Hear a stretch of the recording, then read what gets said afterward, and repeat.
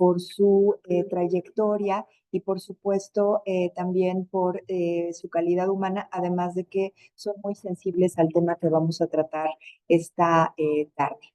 Entonces, me permito darles la bienvenida al maestro Fernando Sánchez Martínez y a la maestra Erika Ríos Escutia. Tendremos esta mesa en la que cada uno de ellos tendrá un tiempo de participación y voy a comenzar haciendo la presentación brevemente, porque tiene un gran currículum, del maestro Fernando Sánchez Martínez, quien participará en primer lugar, entiendo.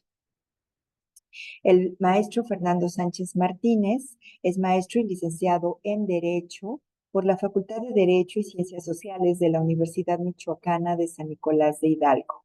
Cuenta con el diplomado en juicio oral penal con especialidad en adolescentes en la Universidad Autónoma Benito Juárez de Oaxaca.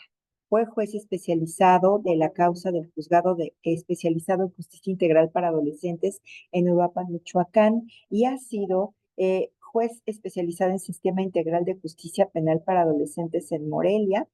Actualmente es juez, en el juzgado en el Sistema Integral de Justicia Penal Acusatorio y Oral del Poder Judicial del Estado de Michoacán. Y bueno, pues a lo largo de su trayectoria se ha especializado en esta temática, además acudiendo a diversos cursos de capacitación y participando también de manera muy activa en sesiones en donde ha colaborado con diversas instituciones como disertante y como especialista.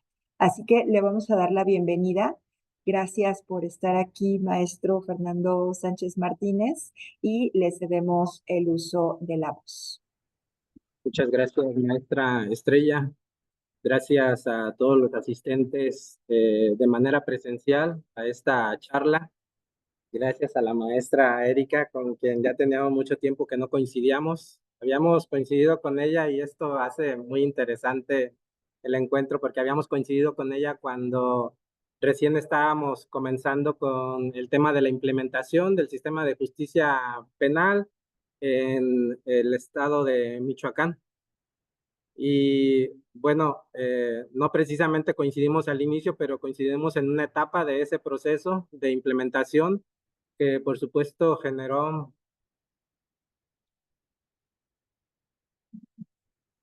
que por supuesto generó pues mucha interactuación en aquel momento, muchas necesidades. En este contexto de lo que es la convocatoria del día de hoy acerca de los alcances de de los derechos de niñas, niños y adolescentes.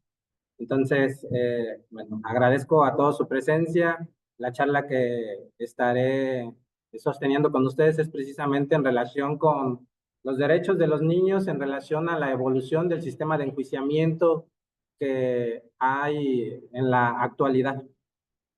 Obviamente estaríamos hablando de enjuiciamiento de carácter penal y para ello, pues casi siempre que tengo alguna charla de esta naturaleza, me gusta comenzar con, primero, dejar definido qué es un adolescente para los efectos de la ley penal, porque a veces las dudas surgen incluso desde que pensamos, ¿y quién es adolescente para la ley penal?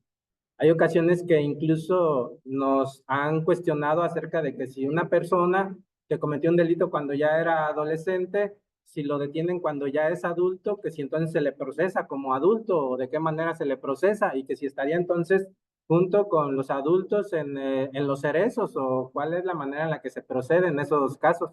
Entonces, por ello, parece como importante la definición de este tipo de tópicos porque ello va a ir despejando las primeras dudas que se pueden ir planteando en relación con este tema. Primero, ¿quién es adolescente para los efectos del sistema? La edad para los efectos de la legislación penal se divide al menos en tres franjas. La edad para los efectos de la legislación penal. Primero, los que son catalogados como niños, que son las personas obviamente de 0 a menos de 12 años cumplidos. El segundo sector, de 12 años cumplidos a menos de 18 años de edad. Y el tercer sector de 18 años de edad hacia adelante. Estos últimos son los considerados adultos y a ellos se les enjuicia en el sistema de adultos. Los adolescentes entonces son las personas para los efectos del sistema que ya hayan cumplido 12 años de edad y que tengan menos de 18 años de edad. ¿Qué quiere decir esto? Que si una persona de 19 años de edad, perdón, de 11 años de edad, con 11 meses, comete un comportamiento donde, no sé, priva de la vida a la abuelita, no es un sujeto del sistema de justicia penal para adolescentes. Es sujeto de algunos mecanismos que están previstos en la propia Constitución, pero no propiamente del sistema de enjuiciamiento penal para adolescentes. ¿Y cómo se divide esa característica de adolescentes en razón de edad dentro de la ley del Sistema Integral de Justicia Penal para Adolescentes? Hay 3 franjas de adolescentes que se entiende que son 3 diferentes velocidades en relación a la aplicación del sistema penal. Estamos hablando de sistema penal de enjuiciamiento para adolescentes, con todo lo que implica la palabra de penal, porque en muchas ocasiones se ha tratado de minimizar un poco los conceptos y el sentido que tienen las palabras cuando se habla de adolescentes. En realidad, el sistema es un sistema verdaderamente penal, tienen garantías penales como los adultos, tienen defensores, se les juzga por delitos tipificados en los códigos penales y se les aplican sanciones. Sanciones que evidentemente tienen fines distintos a los que tienen el sistema de adultos, pero al fin y al cabo son sanciones. Se aplican coercitivamente en contra del sujeto, esto es, aun cuando no quiera, siempre y cuando se constate que ha cometido algún delito. Por eso es un tema de carácter penal.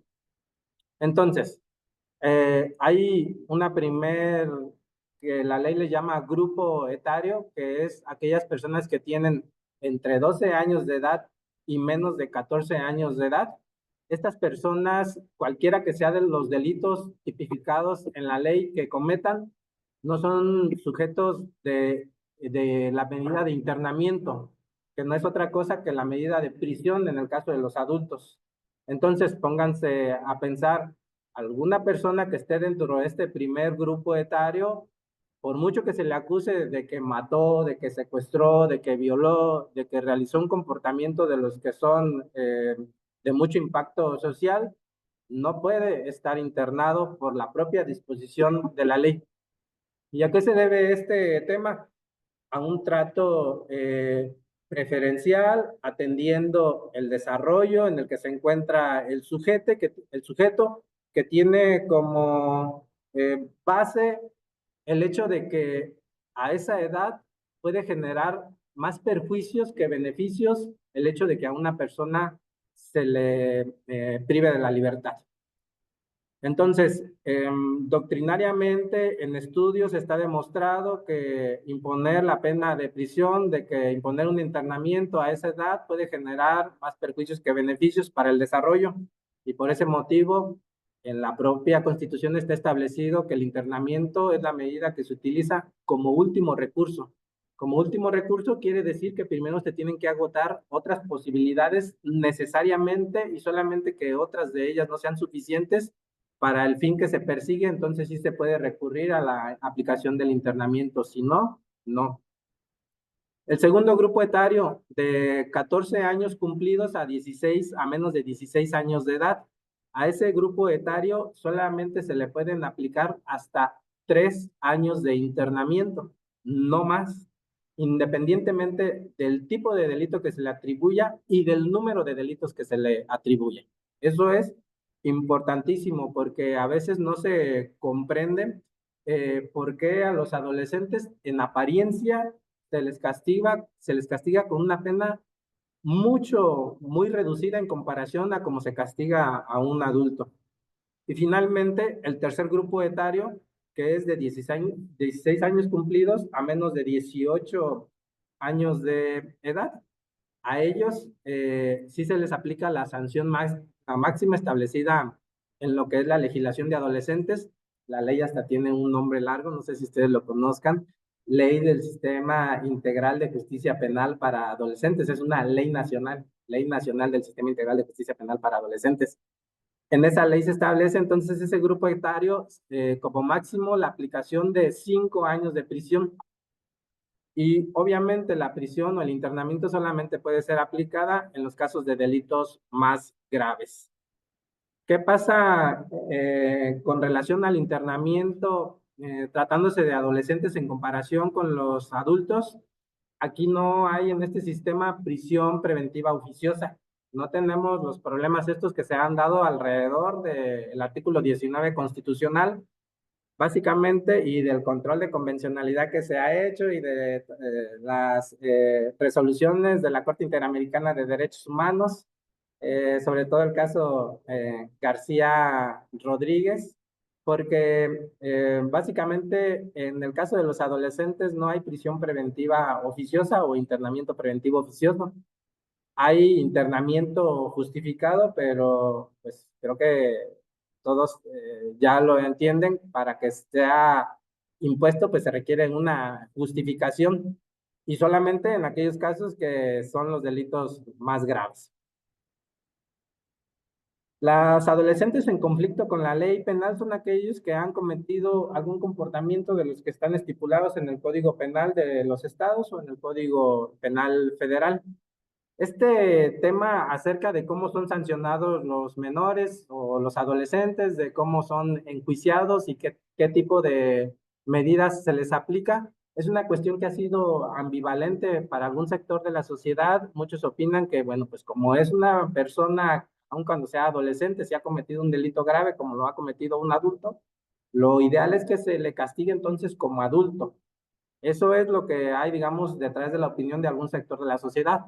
Hay otros incluso que se colocan en el polo opuesto y dicen, no, pero si se trata de menores, son personas en desarrollo, yo creo que a ellos no se les debe de sancionar, son niños, lo que están realizando son delitos menores, no tienen la capacidad de comprensión, por lo tanto, las penas tienen que ser mínimos, tienen que ser menores, ¿no? Creo que ni una postura ni la otra son de recibo, tiene que haber un equilibrio que tome en cuenta, sí, por supuesto, las características del sujeto, pero también los derechos de las víctimas, otros intereses y sobre todo el fin que se persigue con las medidas en el caso de los adolescentes, que es un fin socioeducativo sancionador. ¿Y por qué se persigue ese fin socioeducativo sancionador? Básicamente porque está establecido que el adolescente tiene, dentro de la evolución del ser humano, naturalmente está en proceso de formación, y ese proceso de formación implica que con tratamientos, por ejemplo, psicoterapéuticos adecuados, él pueda internalizar lo negativo de sus comportamientos, y a partir de que lo pueda internalizar, entonces puede cambiar ese comportamiento. A diferencia, por ejemplo, de cómo se razona en el caso de los adultos, donde se dice que, bueno, el adulto ya ha alcanzado la madurez, ya difícilmente se puede eh, incidir en el desarrollo de la comprensión que él tiene acerca de los hechos que son delictivos o contrarios a las reglas de la sociedad, y que por ese motivo entonces en el caso de los adultos la pena es retributiva. Retributiva en el sentido de que pagas por lo que haces. Es decir, incluso yo no sé si ustedes han escuchado en algún momento alguna consulta que les haga alguna persona, o que hayan escuchado de alguien manifestar que a mí que si quiere que ni me pague, pero que me pague con cárcel. Es detrás de esa afirmación la comprensión de un sistema retributivo. Se aplica una sanción por aquello que has hecho, pero como castigo.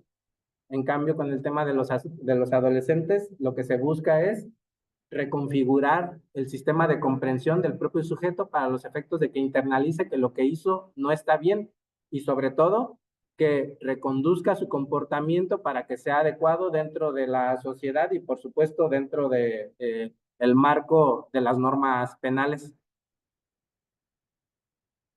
Eh, ¿Qué tipo de delitos en la realidad cometen los adolescentes? Hay casos muy graves Les platico de uno que muestra lo crudo que puede ser la realidad en el caso de los adolescentes. Hubo en alguna ocasión un enjuiciamiento de varios adolescentes que decidieron quitarle la vida a una muchacha que los había delatado con lo que se entendía era un grupo delictivo acerca de que ellos vendían droga diferente a la que vendía el grupo delictivo. En ese entonces se escuchaba que se decía que lo que hacían los grupos delictivos era ir por las personas, agarrarlas, tablearlas y darles como su merecido para que, digamos, no estuvieran comportándose de esa manera. Pues se entiende en el contexto de lo que fue el procedimiento penal que precisamente ellos sufrieron esa circunstancia, pero motivada porque fueron delatados por la víctima. La víctima los delató ante el grupo delictivo los agarró, los tablearon y así les fue. Bien, ellos decidieron entonces tomar venganza. En algún momento detuvieron ellos a la víctima, la subieron a un vehículo, la llevaron fuera de la ciudad, la hicieron bajar del vehículo, la hicieron caminar por entre piedras hasta pasar un cerco en un lugar abandonado. En ese lugar donde la bajaron, pues básicamente comenzaron a apedrearla. Eh, de tal manera que cuando la vieron ya desvanecida, a uno de ellos pues se le ocurrió venir a la ciudad en el carro para comprar gasolina, después regresar.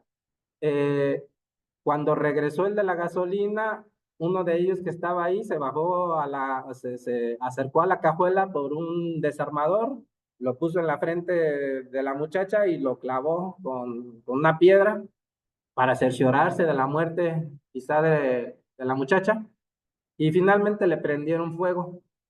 La evidencia que se localizó solamente fueron fragmentos de osamenta muy pequeños y quemados, pero todo el hecho se conoció porque uno de ellos narró la manera en la que ocurrió esto. Y esto fue por arrepentimiento, digamos, la narración que él hizo. Entonces, ese caso es un caso que ocurrió en nuestro estado, es un caso que se enjuició, por el cual se procesaron a esos adolescentes y es parte de la realidad del sistema de adolescentes. Entonces, no necesariamente son delitos menores, son en algunos casos delitos muy crudos, muy fuertes. Y así como ese ejemplo nos podríamos llevar mucho rato platicando acerca de ese tipo de comportamientos, pero en realidad no es el propósito de la plática.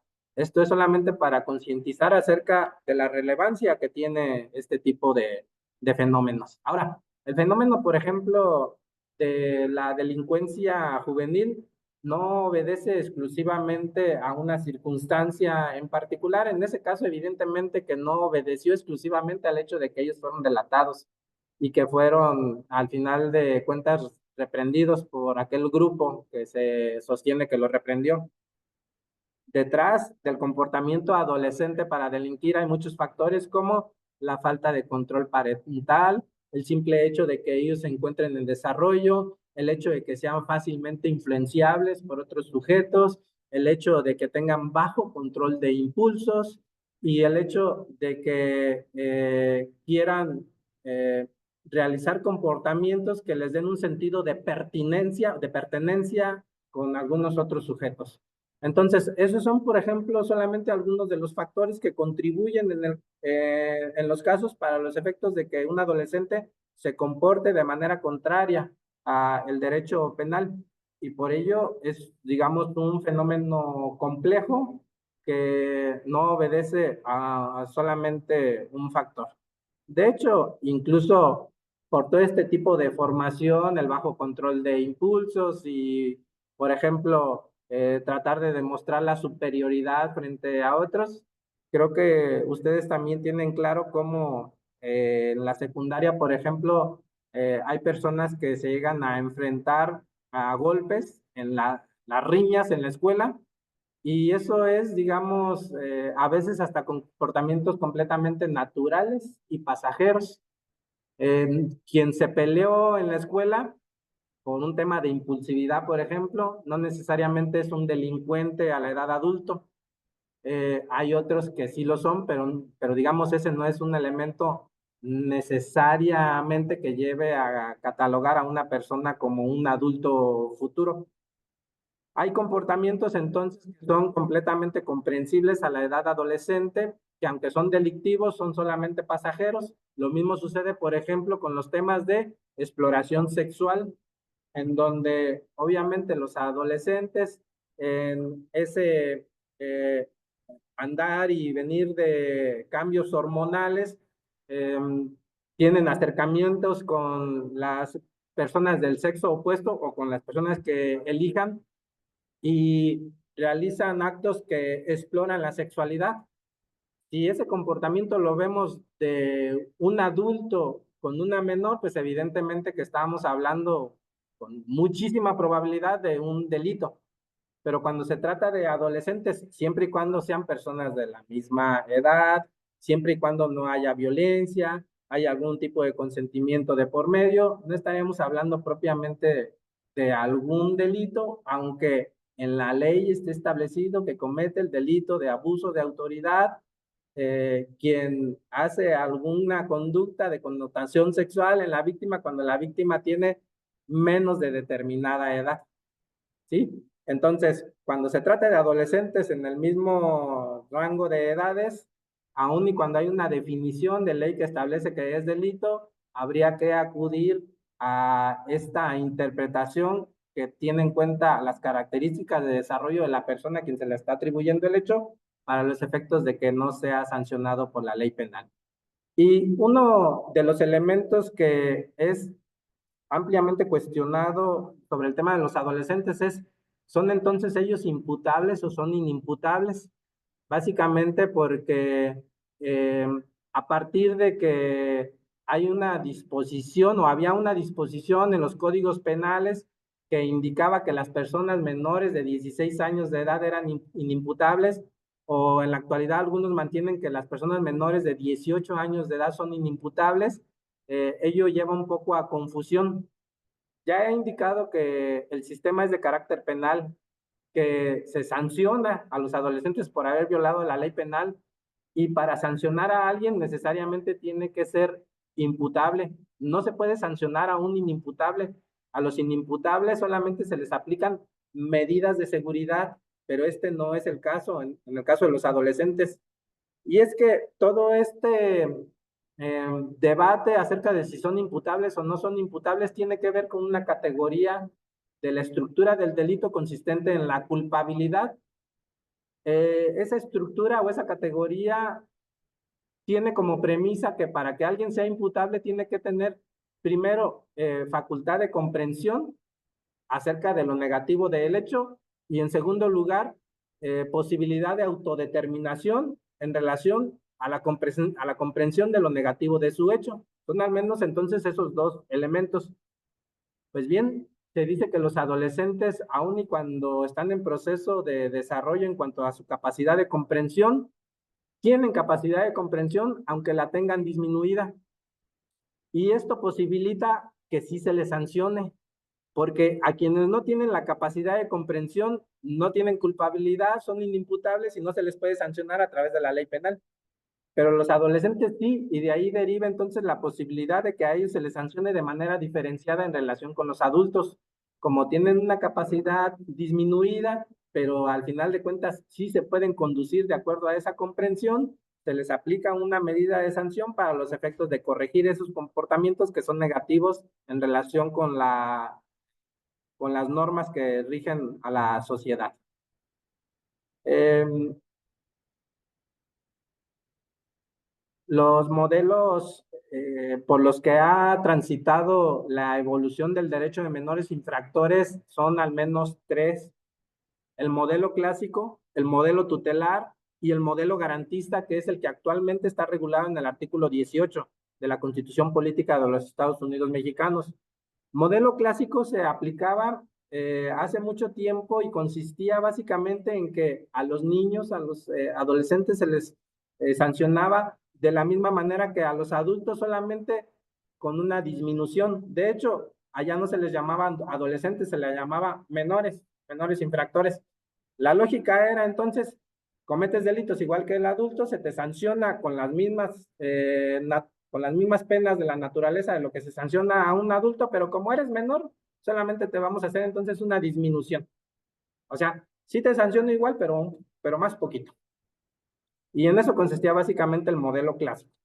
Modelo tutelar básicamente consistía en que los efectos sustanciales de las determinaciones eran para los efectos de corregir simplemente, pero no sancionadoras, para corregir simplemente los comportamientos de los adolescentes, pero en un modelo en donde el propio Estado asumía una especie de paternalismo. Era como el padre que suplía a los padres de los menores que no hacían su función acerca de corrección, y entonces el Estado se ponía en ese papel de protector, de paternalista, y él era el que aplicaba la sanción. El problema con ese tipo de paternalismo es que el propio Estado que imponía la sanción hacía la investigación, no se podía establecer con mm, anticipación en la ley cuánto tiempo iba a durar, por ejemplo, la condición de detención de una persona adolescente. Eran como internamientos indeterminados hasta que el padre decía, pues ya estás más o menos bien, ya te puedes ir a tu casa.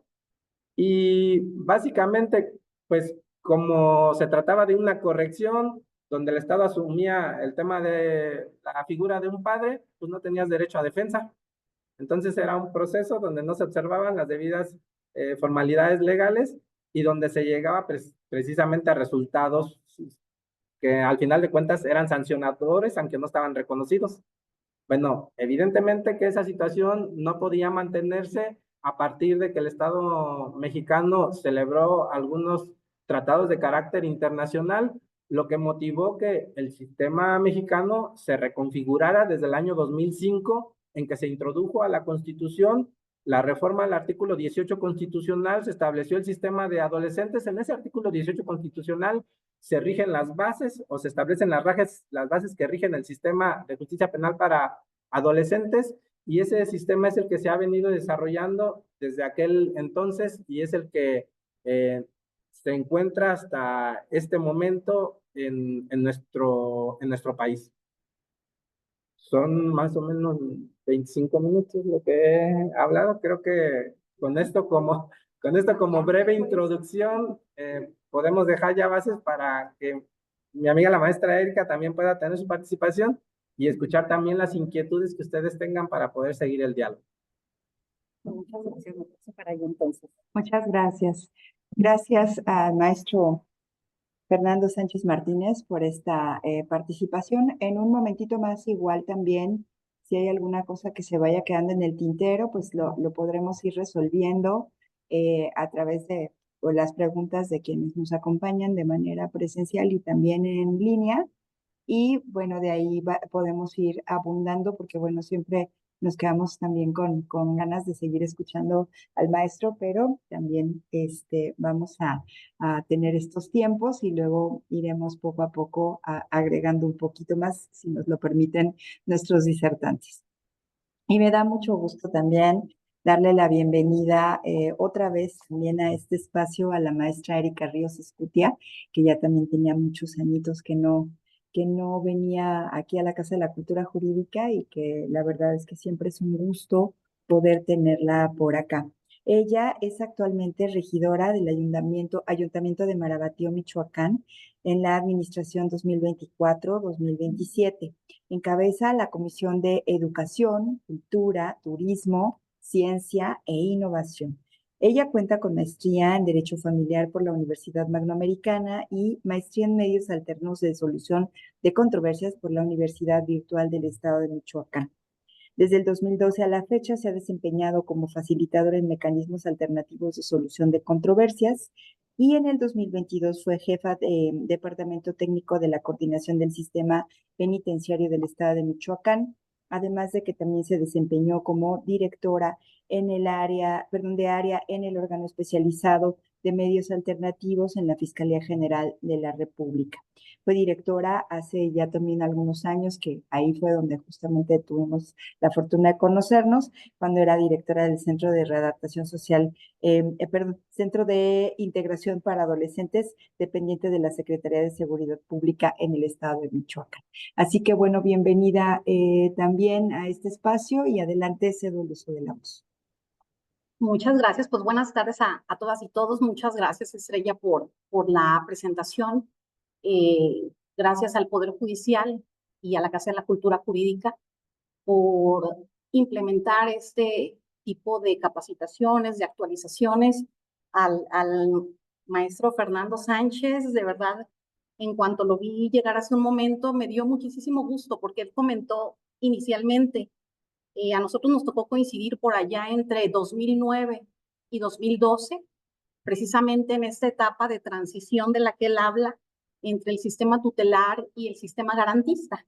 El juez Fernando, como yo lo conozco y cuando lo veo así lo ubico como el juez Fernando, él estaba de director de adolescentes, acá donde el Poder Judicial del Estado y a una servidora la nombraron directora de integración para adolescentes. Esto es lo que antes venía siendo lo que se conoció como el albergue tutelar. Entonces creo que para ambos, y él nos dejó también ya en las diapositivas en esta parte, para ambos yo creo que fue un reto el poder atender a, a, a quienes venían de ser niños y niñas y en su adolescencia simplemente encontraron la oportunidad, encontraron la mala fortuna de verse ante una situación que los llevó a la comisión de un hecho y que de un día para otro ya las personas estaban pues internadas en el Centro de Integración para Adolescentes y muchos de ellos estaban al igual que ahorita como en procesos de libertad, pero de libertad vigilada. O sea, había una persona también dependiente en ese entonces del Ejecutivo, que iban los niños a la escuela y revisaba que fueran a la escuela. Iban los niños a un trabajo y revisaba, bueno, los adolescentes, y revisaba que estuvieran en ese trabajo. ¿A qué nos enfrentamos en aquel entonces?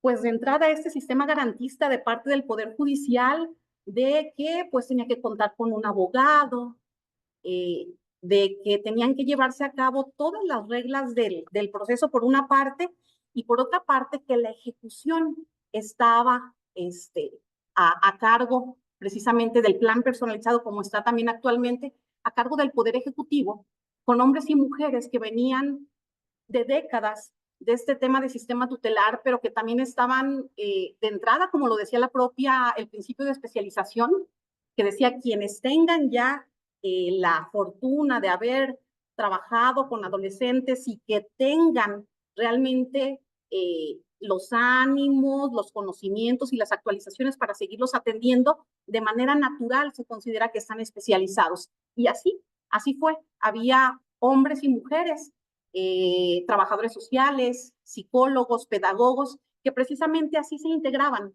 por 3 personas especialistas que se juntaban desde que llegaba un adolescente y revisaban cuál era el sistema del que venían estos adolescentes, acudían a hacer las visitas domiciliarias al lugar de donde venía el adolescente al interior del estado, aquí a la ciudad de Morelia, y esto representó en aquel entonces pues muchas cuestiones de recursos tanto para el Ejecutivo como para el Poder Judicial.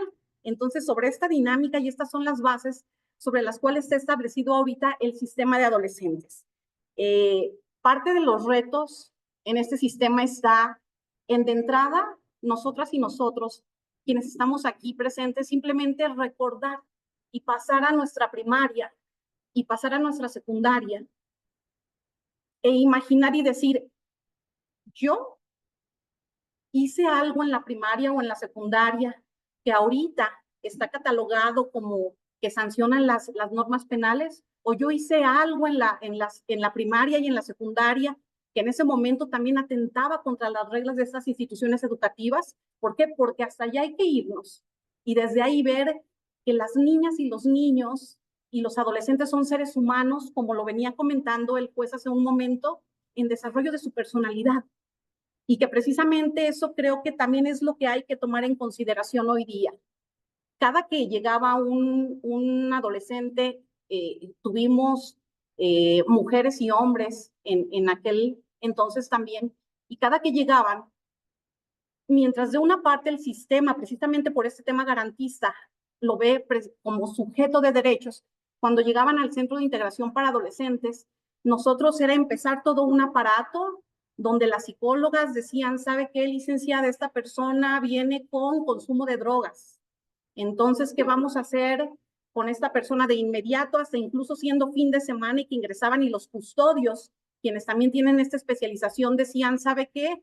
La niña, el niño se empiezan a ver temblorosos, licenciada, se están sintiendo mal, ¿qué hacemos? Insisto yo, la gente que trabaja tanto en los juzgados como en el Ejecutivo en este tema es gente que de corazón trabaja con el ser humano, porque en ese entonces yo le hablaba a una de las psicólogas a la que le correspondía estar el fin de semana, y ella también en ese entonces tenía a sus niños como de primaria y me decía, ¿sabe qué, licenciada? Ahorita voy a ver con quién encargo a mis niños cuando salía fin de semana, y llegaba al centro de integración y empezaba sus entrevistas y empezaba a platicar con el médico de la jornada acumulada, que es la del fin de semana, para ver cómo se les iba a atender a esos niños y a esas niñas.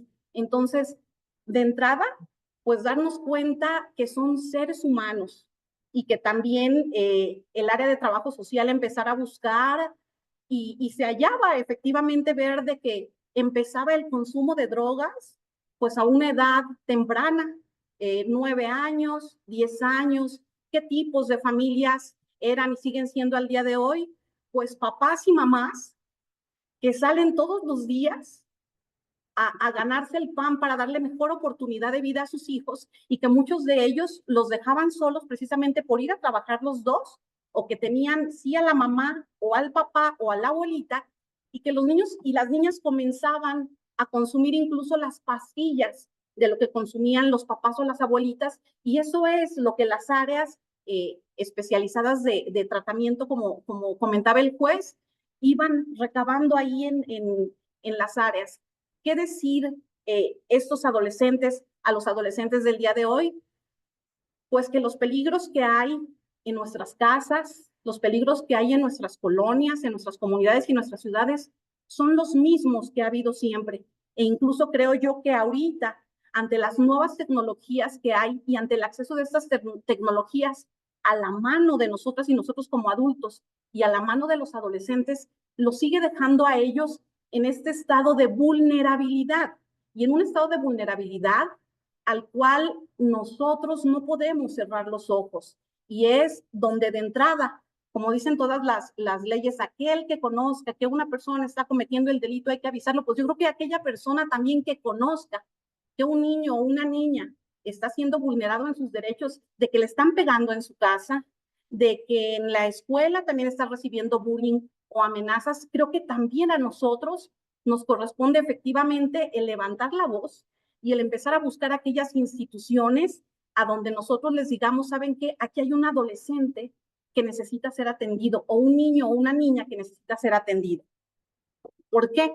Porque efectivamente estas primeras conductas que se van viendo de alguna manera de que ya se me desaparecieron 30 pesos de la bolsa, de que en la escuela me están diciendo que mi hija le pegó a los niños, digo, para no decir de niños y de niñas, ¿no? O sea, desde ahí esas son como las primeras formas que como alarma o como un botón naranja nosotros debemos de considerar en las sociedades. Ahora, y lo decía la maestra Estrella, estoy trabajando como regidora de la Comisión de Educación, Cultura, Turismo, en uno de los municipios acá de Michoacán, y se ven ciertas conductas donde en verdad pensamos y decimos, creo que esto hay que revisarlo.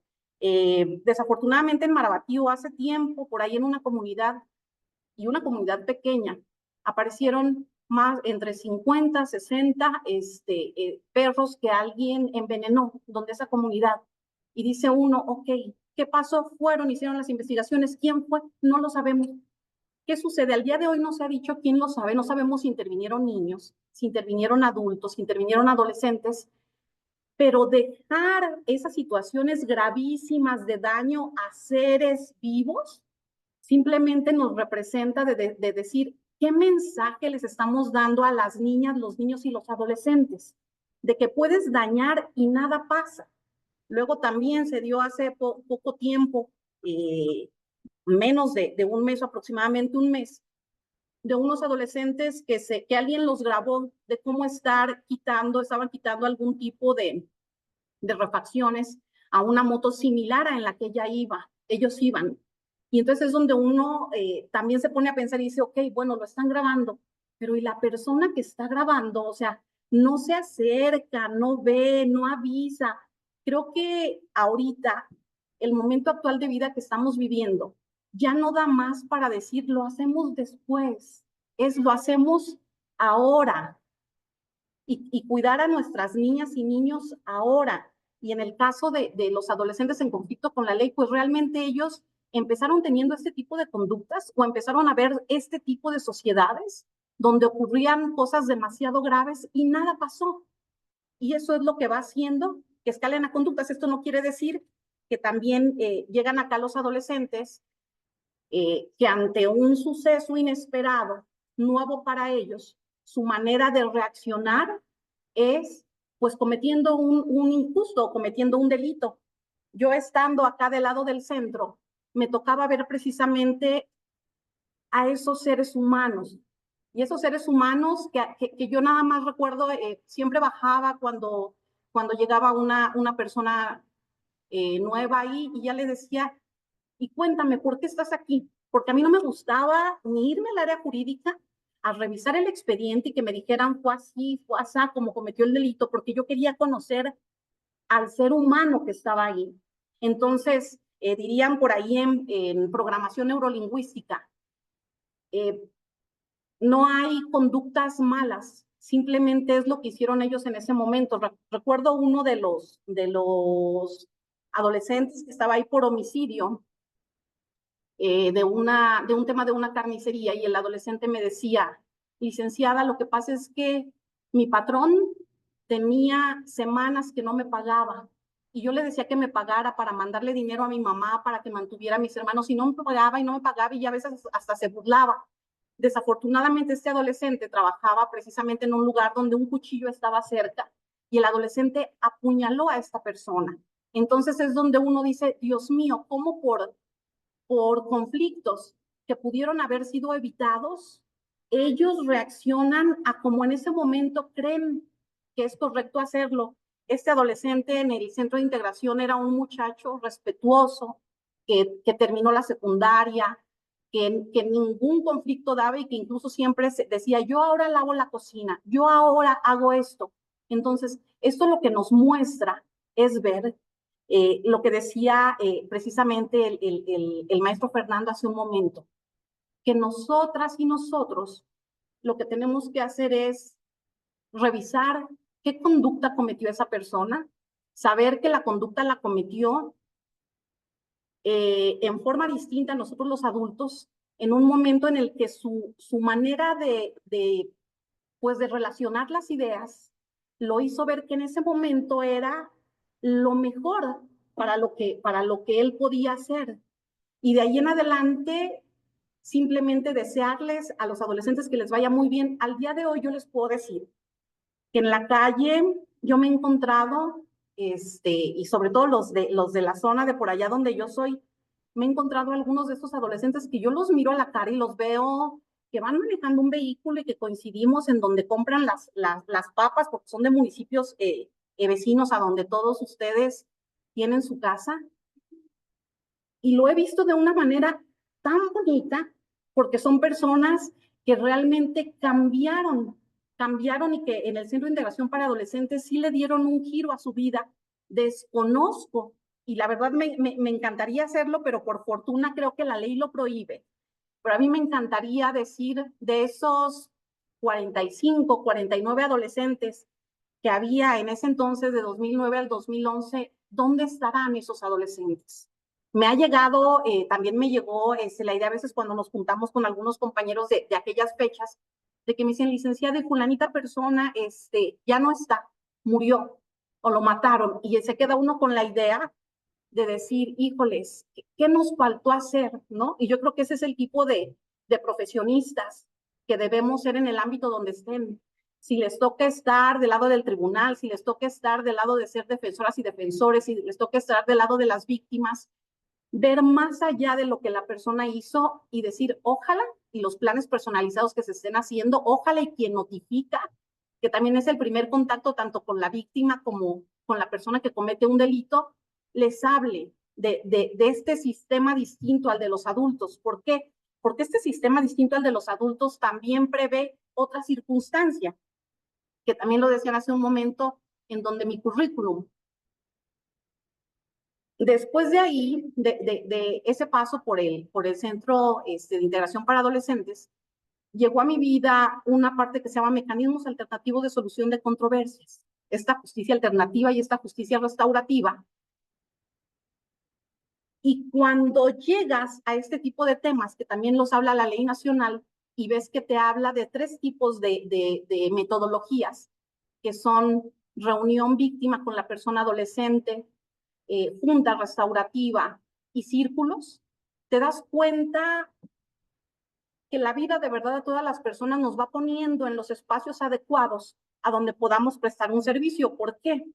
Porque obviamente en aquel centro de integración para adolescentes, que es como una casa grandota o como una colonia chiquita o como una ciudad muy pequeña, uno tiene que estar pendiente de todo, de la alimentación que tienen ellos. Si alguno va en un tema de diabetes, pues obviamente el doctor o la doctora a ver qué es lo que va a consumir, que siempre haya servicio médico, que si van los de la escuela, que en qué grado va para que la persona esté ahí.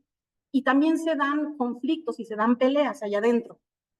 Y recuerdo una de las peleas entre 2 personas que igual me pasan una tarjeta informativa y yo paso al día siguiente, yo creo que debió de haber sido como un domingo, y yo paso al día siguiente, y mando llamar a los 2 adolescentes que se habían peleado, y hice lo que ya después la ley venía y decía que tenía que hacerse en estos temas de justicia alternativa, porque yo los pasé al área de Palapas y les dije, a ver, aquí hay una tarjeta informativa donde me dicen que ustedes se pelearon, ¿pueden decirme qué pasó?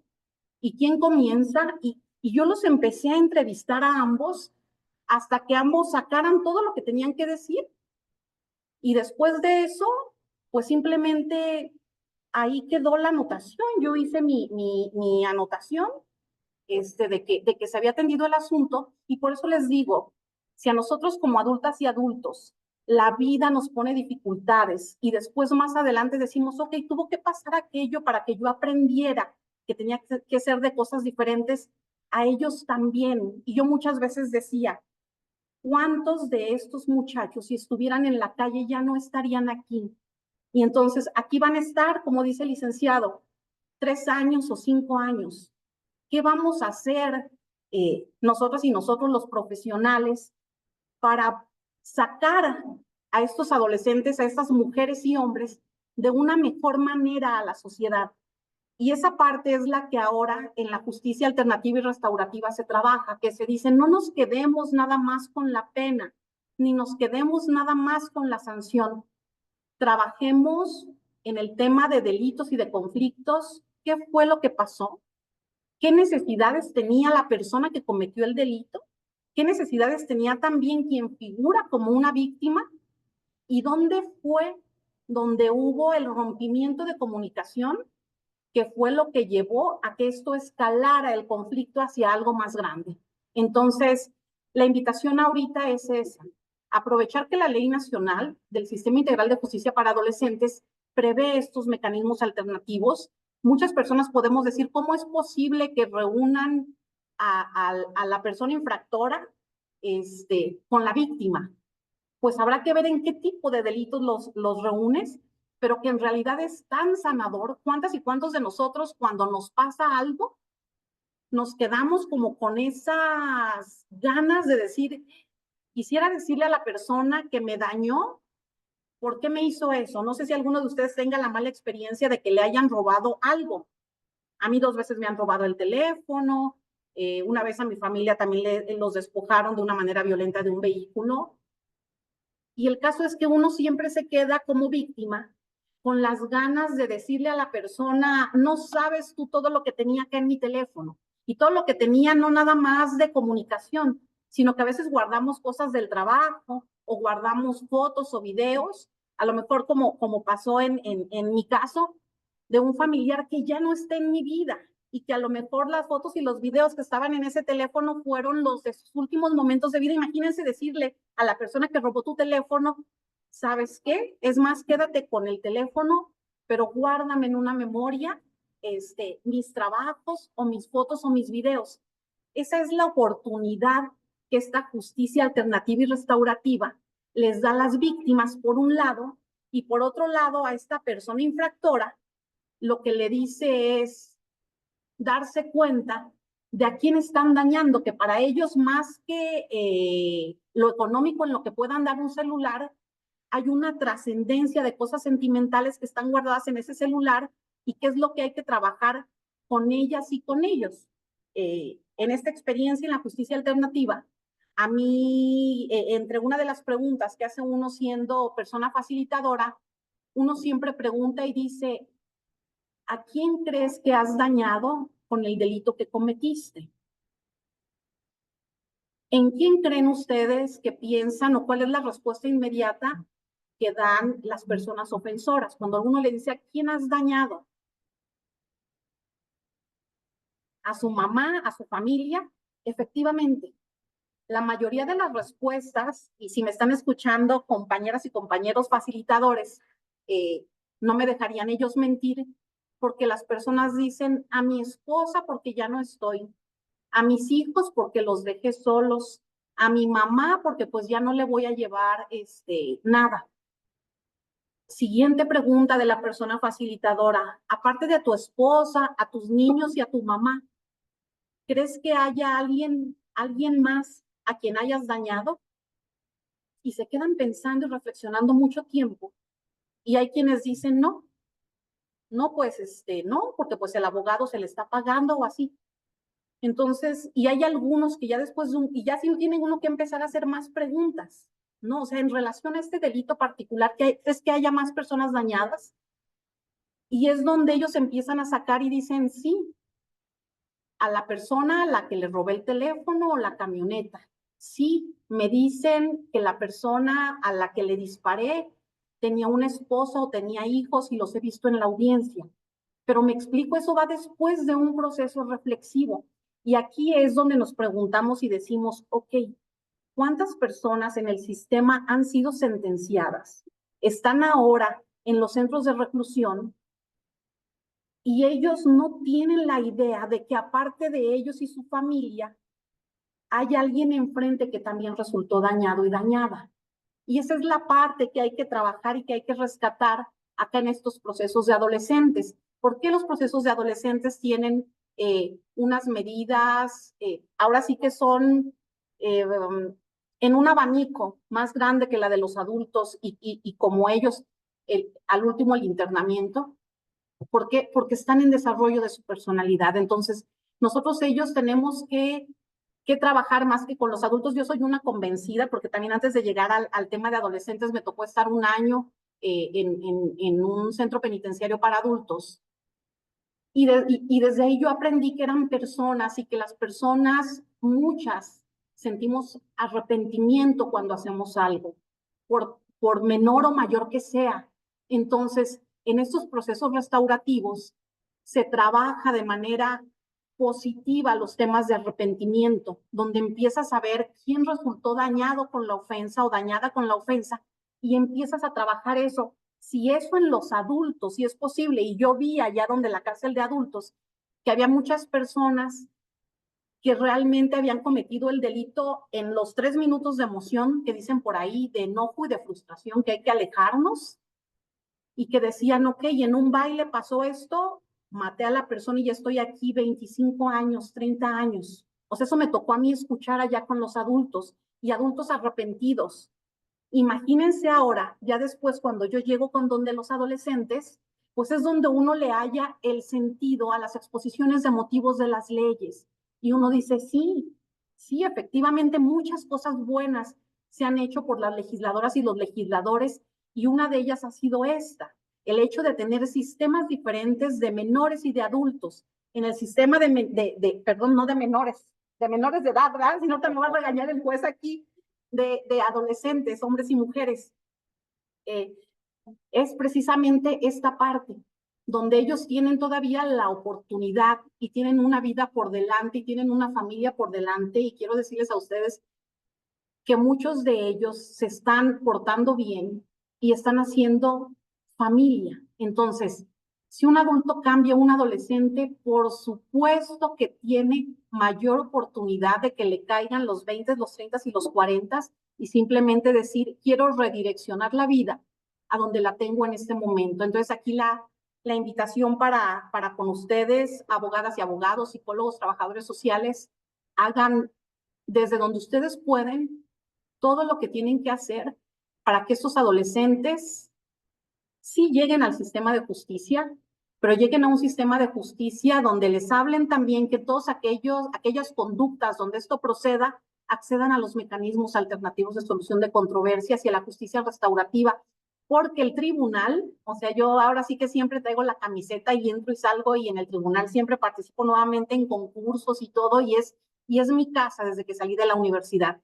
Y en el tribunal yo siempre voy a defender la manera en la que se accede realmente a ocupar cargos públicos, porque hay personas muy capacitadas, al igual que en el Poder Ejecutivo. Al día de hoy yo puedo decirles que hay psicólogos, trabajadoras sociales y pedagogos que hacen su trabajo de un sentido que es su segunda casa, el llegar donde estos adolescentes. Entonces, ojalá y ustedes, quienes son defensores, quienes son asesores victimales, que también efectivamente vean de los dos lados y vean los motivos de por qué las personas están ahí, y vean, y más allá de una sentencia, digan a quién se dañó y cuáles son las necesidades de quien se dañó, para que se pueda reparar el daño, porque las víctimas lo que quieren es eso, reparar el daño, y la persona que comete el delito, la verdad es que cuando se da cuenta de todo lo que hay detrás de lo que hizo, también está buscando alguna manera de reparar el daño. Entonces, pues, básicamente, yo no llevé el tiempo, licenciado Fernando, pero yo creo que también ya estoy yo sobre el tiempo, pero insisto que se nos quede el decir que todas las personas, las adultas, nos equivocamos y que debemos tener segundas oportunidades, y que los adolescentes se equivocan precisamente porque están en ese crecimiento y desarrollo, y que deben tener segundas, terceras, hasta cuartas oportunidades desde mi punto de vista. Entonces, pues hasta aquí mi intervención, y muchas gracias por su atención. Muchísimas gracias, maestra Erika Ríos Escutia, por esta participación y sobre todo pues por esta convocatoria que han hecho tanto usted como el juez Fernando Sánchez Martínez, pues para poder tener esta posibilidad de hacer una reflexión profunda en relación con esto que tiene que ver con la justicia, con la personalidad de las personas adolescentes, ¿no? Y lo complejo que eso puede ser, y bueno, la responsabilidad enorme que tenemos en este sentido. Gracias. Voy a abrir el espacio entonces para preguntas y respuestas. Si hay alguien en línea que quiera participar, puede por favor levantar la mano y procederemos a abrir el micrófono. Igualmente, si tenemos a alguien acá en el público que quiera participar, pues igualmente estamos esperando su participación. Gracias.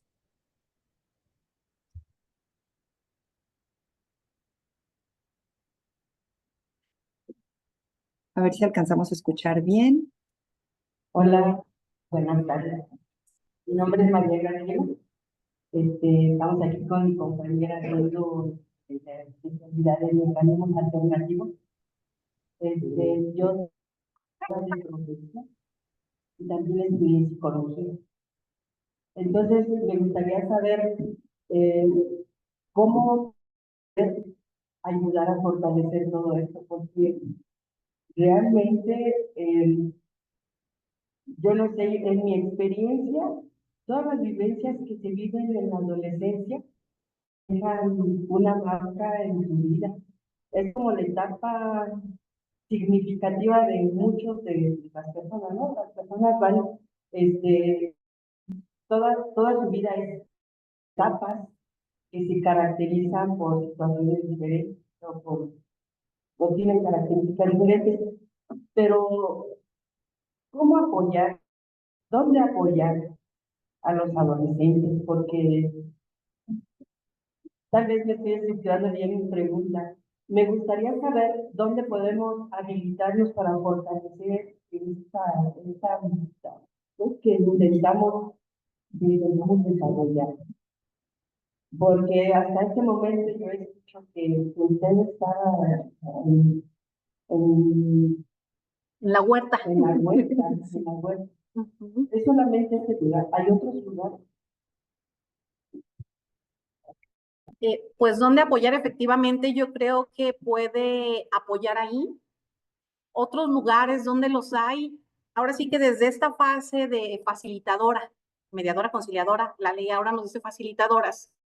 Algo que uno trabaja mucho, tema de escucha activa. Y la escucha activa, a lo mejor usted como psicóloga la conocerá mejor que una servidora, pero a nosotros nos enseñaron en la escucha activa, te dicen, es escuchar con todos los sentidos, no nada más con el oído. Escuchas con la vista, escuchas con la dirección de tu cuerpo cuando alguien te está diciendo algo y escuchas incluso con la piel cuando te toca ver que una persona está llorando, está nerviosa. A uno también dice coloquialmente, se me puso la piel de gallina o se me enchinó la piel. Eso es la escucha activa como nos la han enseñado a nosotros. Entonces, cuando la escucho a usted y dice, ¿dónde puedo yo prestar y apoyar a los adolescentes? Mi idea de escucha activa me dice que donde estén los adolescentes, usted escúchelos y escucha a los adolescentes sus pláticas en su casa, afuera de la calle, en su colonia. Si usted pertenece a alguna religión, también acá hay como grupos de jóvenes, diga, pues vengo a ver en qué puedo apoyar, con el encargado del orden, con el jefe de tenencia, con los lugares donde hay consejos de juventud, con las casas de la cultura. Ahí es donde hay que ir nosotros con esa escucha activa y quienes nos van a decir qué es lo que necesitan en esa etapa, una de las maravillosas de la vida, como también lo comentó usted, van a ser las propias personas adolescentes. Ahí al usted escucharlo le van a decir, queremos más canchas, queremos una portería, queremos una clase de música, queremos que mi papá me escuche. Yo agarro el teléfono porque veo que mi mamá y mi papá también lo agarro, pues yo también lo voy a agarrar.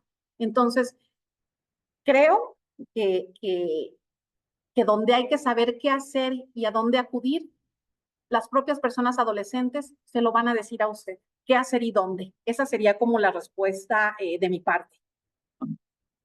Sí. Pues Fernando Sánchez Martínez, no sé si le gustaría agregar alguna otra cuestión. Gracias.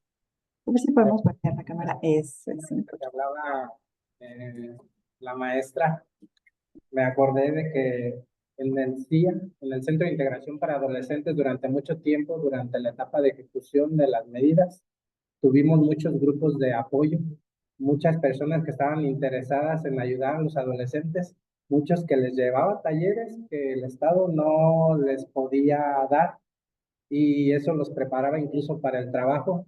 Entonces eso permitió que durante un tiempo se trabajara mucho con ellos por gente externa, pero que tenía toda la intención que usted, respecto a la cual usted tiene la inquietud.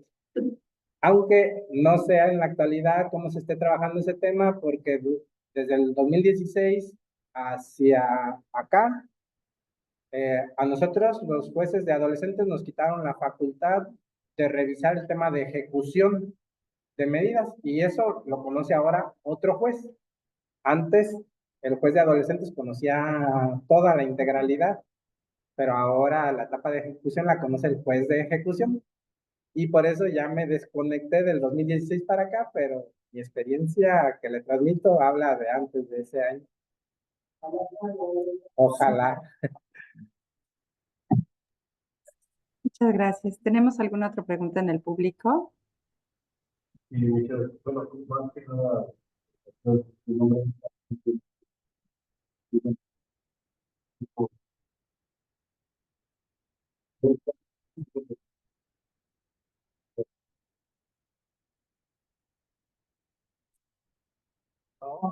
seguramente aquí venimos a sumarnos. Es triste y creo fielmente que la inteligencia emocional es muy importante. Lamentablemente, dentro de estos centros, pues, se evidencia que los mismos padres están carentes, pues, con un tipo de culpabilidad, no aplican las medidas necesarias para educar a los adolescentes. Situaciones que conflictúan hasta el tiempo, esto es algo integral. Por más que el Estado haga algo, y no hay otra familia, no va a haber otra. Y por más que la familia y el Estado están intentando algo, pero la sociedad no permite, tampoco va a haber un resultado favorable. Bajo este contexto, sí pueden existir varias circunstancias. Muchas personas hemos vivido días de cosas que son lamentables, pero también nos hemos desarrollado hasta un punto donde logramos superarlas, pero no todos somos iguales. En atención a esto, siempre es muy importante ir tratando de contribuir, de colaborar dentro de estos procesos, porque no puede hacer todo ni el juzgador, ni el aparato judicial, ni el ejecutivo en sí, sino que tenemos que hacer todo. Esto es un trabajo integral de toda la sociedad para como mejor podamos. Pues, Gracias.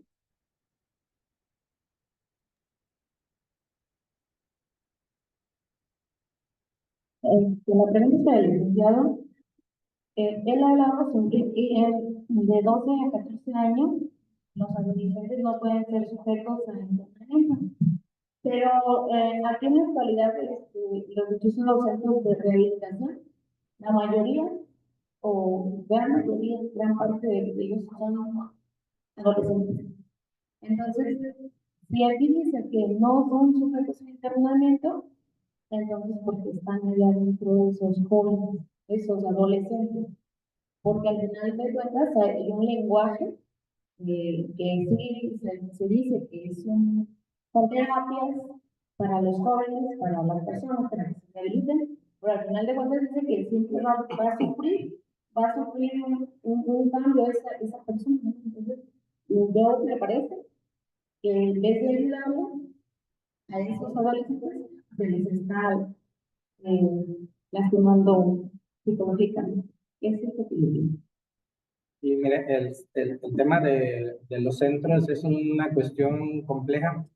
Hemos tenido casos en donde los integrantes de los centros se ven involucrados en acusaciones por secuestro, porque hay personas que se sienten privadas de la libertad cuando en contra de su voluntad los llevan a tratamiento. Hay dos interpretaciones distintas de esa cuestión.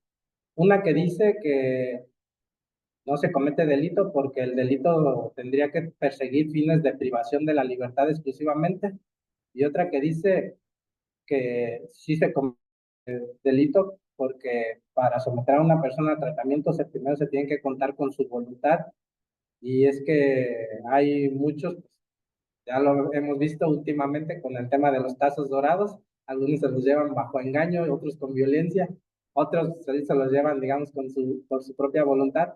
Pero a lo que me quiero referir, ese tema no es sencillo, es un tema complejo.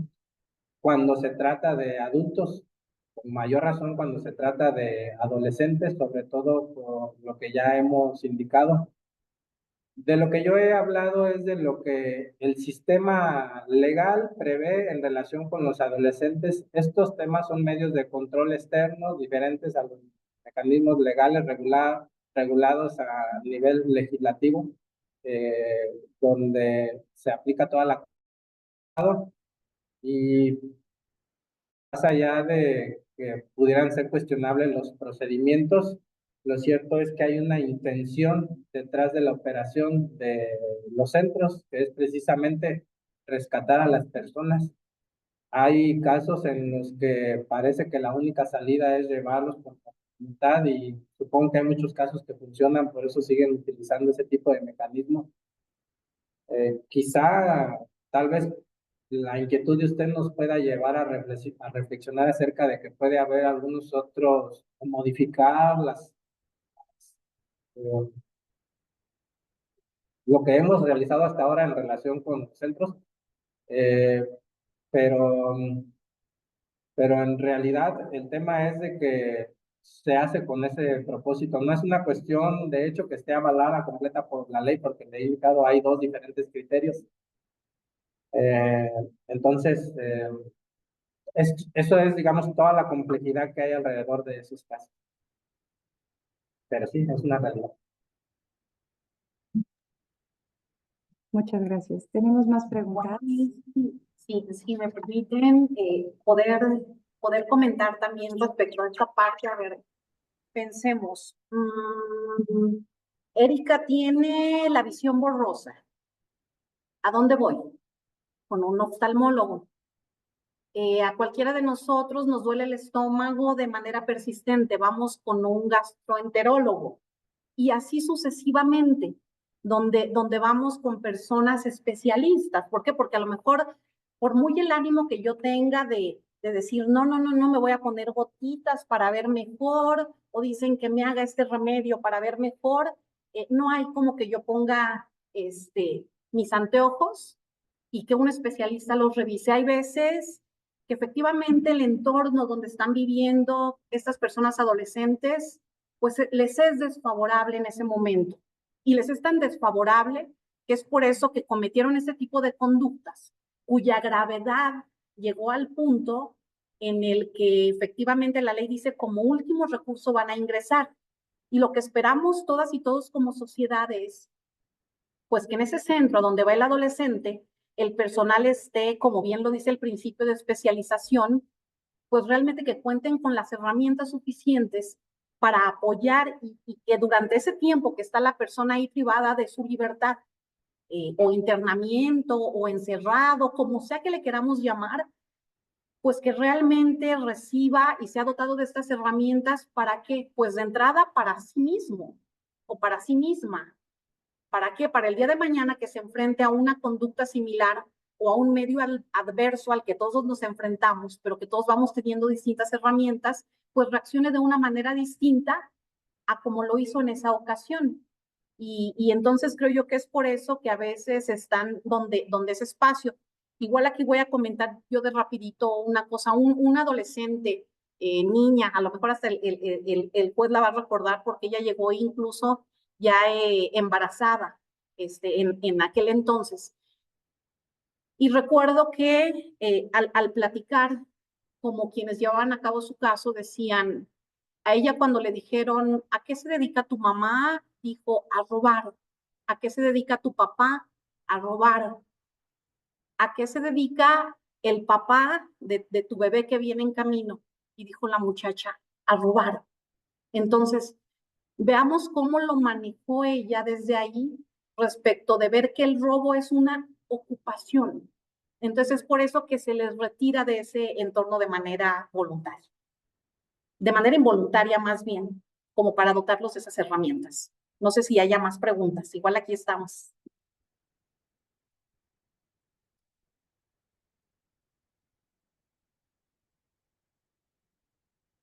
Una pregunta abierta. ¿Cuál sería el proceso cuando un menor comete un delito para atender la reparación del daño a la víctima? El tema de la reparación del daño en la justicia de adolescentes es el talón de Aquiles. Tenemos ahí dos cuestiones. La primera, que para los efectos del derecho civil y la reparación del daño es una sanción de naturaleza civil, que para los efectos de del derecho civil, ellos son incapaces y de hecho no pueden disponer libremente de sus bienes si no tienen un tutor. Obviamente, si son titulares de derechos, lo que no pueden hacer es ejercerlos de manera libre, sino que se busca una autorización o una representación. Entonces, por un lado, el derecho civil los considera incapaces y por otro lado, el derecho penal los considera capaces de culpabilidad donde ellos responden por sus actos. Pero el problema es de que en la realidad, generalmente, una persona adolescente, salvo casos excepcionales, no tiene dinero para los efectos de poder responder de obligaciones civiles. Eh, por los temas de empleo, por los temas de ahorro, por muchos temas, un adolescente generalmente no tiene dinero para responder civilmente de sus actos o cuestiones patrimoniales. ¿Qué es lo que dice la ley en relación con este tema? Que se procurará que la reparación del daño provenga del esfuerzo del adolescente. Es lo que dice. Y no hay ninguna regulación adicional, es todo lo que dice la ley. ¿Qué es lo que hacemos ante normas tan generales? Interpretar, integrar, y entonces dependerá de cada integrador la manera o intérprete, la manera en la que en el caso concreto se pueda disponer de cómo ese adolescente va a reparar el daño y a qué se refiere en ese caso concreto que el recurso va a provenir del esfuerzo que realice el adolescente. ¿Qué hacemos los jueces en la realidad?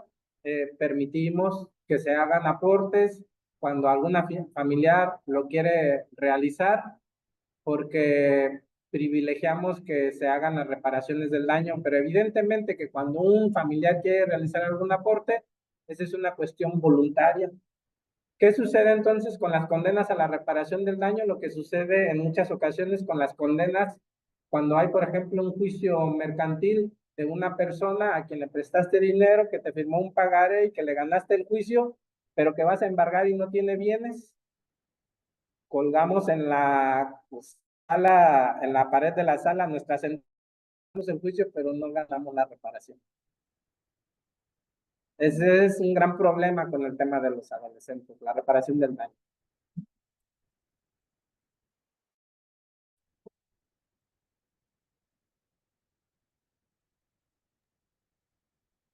¿Tenemos más preguntas? Sí, yo tengo una pregunta. Mi nombre es María Santos, soy abogada y tengo, bueno, principalmente dos para pues, al momento de que ya se impone una sanción que no necesariamente sea privacidad de la libertad para un adolescente, una vez que alcanza la mayoría de edad, ¿qué pasa con ese adolescente? Igual está para la maestra Eva. ¿De qué manera se sigue dando acompañamiento a esta persona? Porque al fin y al cabo se sabe que la corteza prefrontal aún no se ha desarrollado hasta que cumplen los 25 años. Entonces, para dar esa continuación a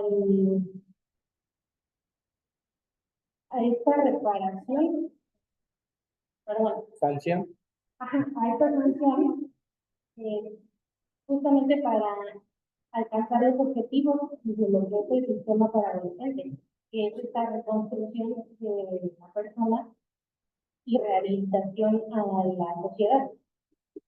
En el tema de la aplicación de la sanción, como el hecho se cometió cuando él era adolescente, se tiene que seguir toda la lógica del sistema de adolescentes, aunque en apariencia, o más bien, aunque a veces hay casos que la realidad nos lleva a cuestionarnos de si efectivamente va a surtir el efecto que está dispuesto para las personas que tienen menos de 18 años de edad, pero como la sanción de aplicar es la que estaba al momento en que él cometió el delito y él era un adolescente, pues le tiene que aplicar la sanción de adolescente, no importando que ya tenga 21 o 22 años o 23.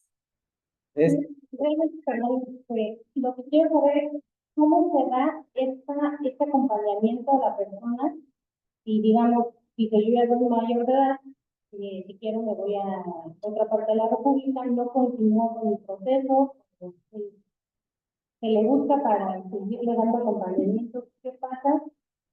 Ya una vez que puede decidir por sí mismo lo que quiere conseguir.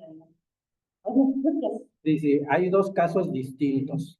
cuando se comete un delito grave que amerita internamiento, pero se opta por una medida no privativa de la libertad.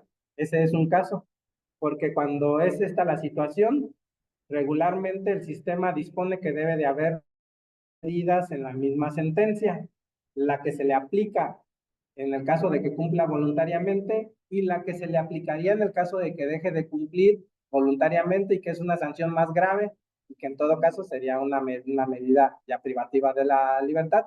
Entonces, en ese caso es así como que cumple mejor en libertad, porque si no cumples en libertad, pues el sistema te va a internar para los efectos de obligarte a que cumplas con el tratamiento. Te digo que hay dos tipos de casos. Ese es el primero porque estamos hablando de un delito grave. Un delito no grave que no amerita internamiento, que comete una persona que es sancionada cuando ya es adulto y que solamente se le puede imponer una medida en libertad.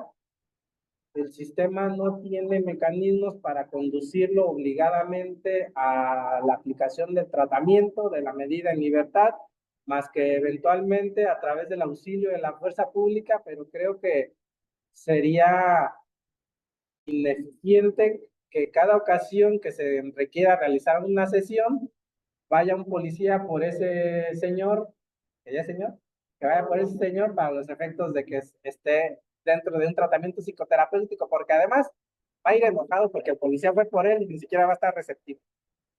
Entonces, es un caso ya. Comentar que de este caso sí nos ocurrió también en el centro de integración. No fue de aquí de Morelia, como el centro de integración es estatal, de algún otro distrito judicial llegó un adolescente que tenía ya para ese entonces 21 años y llegó contra su voluntad, porque de hecho él estaba en un centro de adultos y ya después al querer pedir él un beneficio, para el tema del beneficio se dice, ¿y qué estás haciendo tú que cometiste el delito siendo adolescente en un centro de adultos?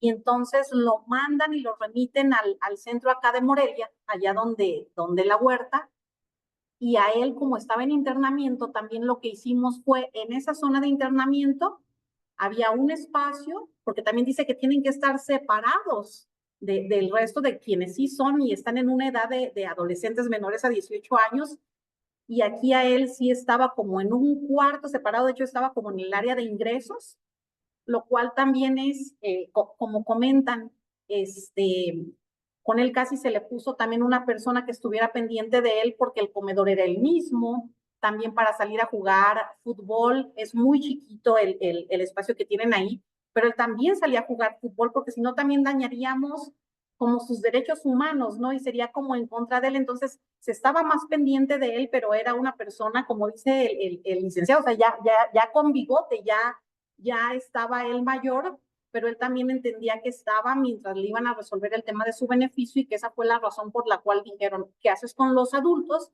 Vente al don de adolescentes, y también nosotros dijimos, pero si tenemos puros menores de 18 años, ¿qué hacemos también con esta persona? Y se hace también desde las instituciones lo humanamente posible y lo que el presupuesto te permite, ¿sale? Y insisto, muchas veces hay que trabajar acá, mira, desde el corazón en las instituciones para cumplir la ley, pero también cumplir los temas con calidad humana.